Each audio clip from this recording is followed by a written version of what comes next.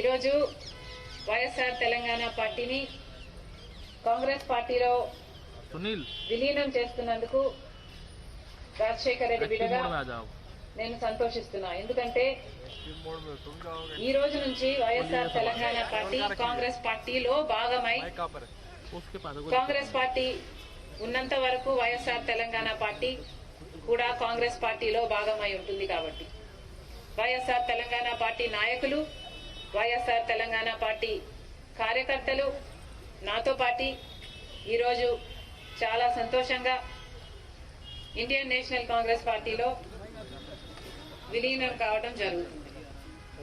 రాజశేఖర రెడ్డి గారు బ్రతికున్నంత కాలం నమ్మకంగా కాంగ్రెస్ పార్టీకి సేవ చేయడమే కాకుండా రాజశేఖర రెడ్డి గారు చనిపోయే నాటికి కూడా కాంగ్రెస్ పార్టీకి సేవ చేస్తూనే చనిపోయారు.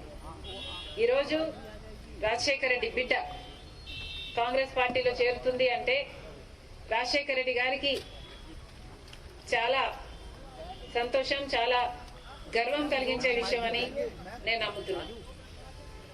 ఎందుకంటే ఈరోజు మన దేశంలోనే అతిపెద్ద సెక్యులర్ పార్టీ కాంగ్రెస్ పార్టీ. కాబట్టి కాంగ్రెస్ పార్టీ మన స్వాతంత్రం వచ్చినప్పటి నుంచి పునాదులు వేయడం దగ్గర నుంచి ఈ దేశాన్ని కట్టడం దగ్గర వరకు కాంగ్రెస్ పార్టీ హస్తం ఉంది.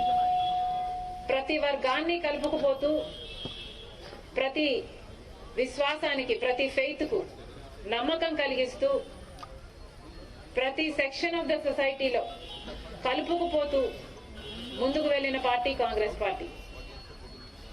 కాంగ్రెస్ పార్టీ ముందు కూడా రాహుల్ గాంధీ గారి నాయకత్వంలో, ఖార్గే గారి నాయకత్వంలో ప్రజలందరికీ మేలు చేస్తుందని సంపూర్ణంగా విశ్వసిస్తూ, రాజశేఖర రెడ్డి గారి కళ, ఏ కళ అయితే రాజశేఖర రెడ్డి గారు రాహుల్ గాంధీని ప్రధానమంత్రిని చేయాలి అని మనస్ఫూర్తిగా కోరారో